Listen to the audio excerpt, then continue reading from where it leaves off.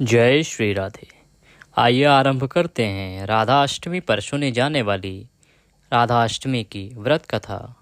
यह कथा ऋषि दुर्वासा से संबंधित है। आप सभी जानते हैं कि ऋषि दुर्वासा जो अपने क्रोध के लिए बहुत ही प्रसारित रहे हैं। सभी जानते हैं कि उनका क्रोध पूरे भूमंडल पर ही नहीं, तीनों लोकों में प्रसिद्ध रहा है। उनके क्रोध से सभी लोग डरते रहे हैं। वो बहुत ही तेजस्वी ऋषि रहे हैं, बहुत ही बड़े साधक रहे हैं और उनका क्रोध भी उतना ही अधिक रहा है। आइए कथा सुनेंगे। यह कथा आपको राधाष्टमी के दिन अवश्य ही सुननी चाहिए और उसके बाद ही अपना व्रत पूर्ण करना चाहिए। राधाष्टमी का जो व्रत है यह बहुत अधिक पुण्यदायी है, बहुत अधिक फलदायी है। इस दुनिया में बहुत कम ऐसे व्रत हैं जिनसे इतना पुण्य फल प्राप्त होता है जितना राधाष्टमी के व्रत से होता है। हमने पहले भी अपने वीडियो में बताया है कि शास्त्र बताते हैं, पुराण बताते हैं, राधाष्टमी का व्रत जिसने कर लिया उसके सारे पाप तर गए, उसकी 7 पीढ़ियां तर गई। ये समझिए कि साक्षात प्रभु का आशीर्वाद उसे प्राप्त हो गया। इसीलिए राधा अष्टमी का व्रत आपको बहुत ही सहज सरल स्वभाव से करना चाहिए और इस पुण्यदायी फल को प्राप्त करना चाहिए। आइए अब हम कथा सुनेंगे। कथा सुन के राधा रानी की आरती और बाकी की विधियां करेंगे। कथा सुनने के लिए एक स्थान पर बैठ जाएं, अपने हाथ में अक्षत, पुष्प और दक्षिणा लेकर कथा सुनना आरंभ करें। एक समय की बात है, ऋषि दुर्वासा जी का बरसाने में आगमन हुआ। उस समय श्री राधा जी अपनी सहेलियों के साथ खेल रही थी। राधा जी और उनकी सखियां छोटे छोटे बर्तन बनाकर उसमें झूठ मूठ का भोजन बनाकर भगवान को भोग लगा रही थी। श्री राधा रानी और उनकी सहेलियां ये सब कर ही रही थी कि अचानक से ऋषि दुर्वासा वहां आ पहुंचे। ऋषि दुर्वासा को देख श्री राधा रानी जी और उनकी सहेलियां ऋषि के सम्मान में उठ खड़ी हुई और उनको सादर प्रणाम किया। बड़े ही सरल भाव से उनका स्वागत करते हुए उनको बैठने को कहा। ऋषि दुर्वासा भोली भाली और छोटी कन्याओं के इस सरल व्यवहार को देखकर अति प्रसन्न हुए और उन कन्याओं द्वारा बिछाए गए आसन पर जाकर बैठ गए। जिन दुर्वासा ऋषि की सेवा में कोई त्रुटि ना हो जाए, इस डर से त्रिलोकी हमेशा डरती रहती थी। उन्हीं दुर्वासा ऋषि की सेवा भाव श्री राधा जी और उनकी सखियां बड़े ही सरलता और प्रेम भाव से कर रही थी और ऋषि दुर्वासा उन्हें देखकर सिर्फ मंद मंद मुस्कुरा रहे थे। फिर राधा जी की सखियां कहती हैं कि हे ऋषिदेव, क्या आपको ज्ञात है कि मेरी राधा रानी बहुत ही स्वादिष्ट लड्डू बनाती हैं और उन्हीं लड्डू से हमने भगवान का भोग लगाया है और अभी आपको भी वही लड्डू हम वितरित करेंगे।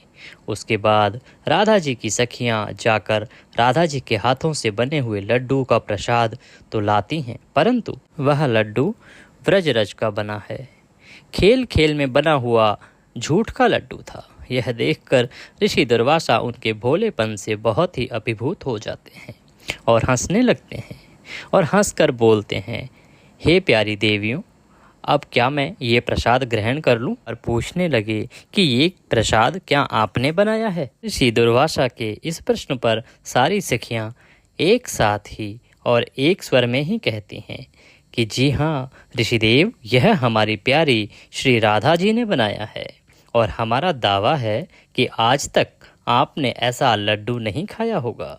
उसके बाद ऋषि दुर्वासा जैसे ही उस झूठ के बने हुए लड्डू को प्रसन्नता पूर्वक अपने मुख में डालते हैं, वैसे ही ऋषि पूरी तरह से आश्चर्यचकित हो जाते हैं, क्योंकि एक तो उस लड्डू में ब्रजरज का स्वाद था और ऊपर से उसको स्वयं श्री राधा रानी ने अपने हाथों से बनाया था। इससे ज़्यादा और क्या हो सकता है? अमृत को भी फीका कर दे ऐसा था स्वाद उस लड्डू का। वो लड्डू खाकर ऋषि दुर्वासा की आंखों में खुशी के आंसू भर आए और उसके बाद अत्यंत प्रसन्न होकर श्री राधा जी को अपने पास बुलाते हैं और बड़े ही प्रेम भाव से उनके सिर पर हाथ फेर कर आशीर्वाद देते हैं कि बेटी राधा, आज से तुम अमृत हस्ता हुई, मतलब अमृत बनाने वाले हाथ। तुम्हारे हाथ से बना हुआ भोजन या कोई भी पकवान कोई भी अगर खाएगा वह दीर्घायु वाला और हमेशा विजयी होगा। ऋषि दुर्वासा जी धन्य हैं जिनके आशीर्वाद ने श्री कृष्ण और राधा रानी की अत्यंत मनमोहक लीला के लिए एक मार्ग दिखाया। के साथ यह कथा यहाँ पर समाप्त होती है। बोलिए श्री राधा रानी की जय, बोलिए श्री कृष्ण कन्हैया लाल की जय। इसके बाद एक और कथा हम सुनेंगे और उसके बाद आरती करेंगे।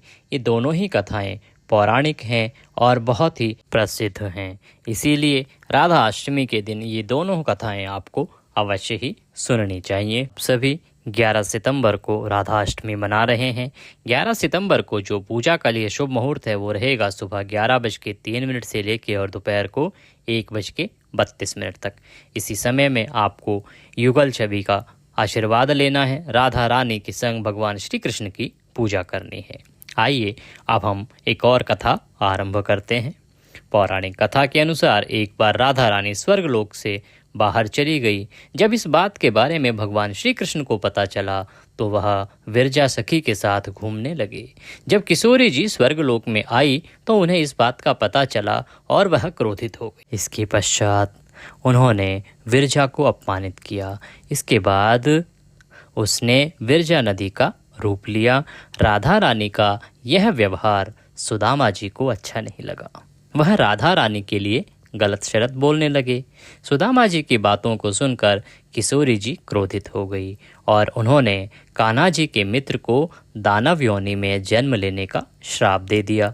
सुदामा ने भी राधा जी को इंसान योनि में जन्म लेने का श्राप दिया।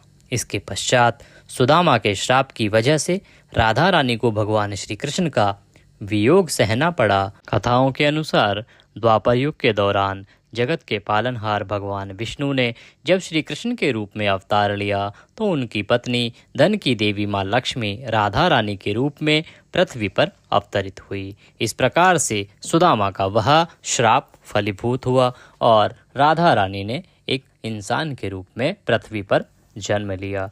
इसी के साथ यह कथा यहाँ पर समाप्त होती है। बोलिए राधा रानी सरकार की जय।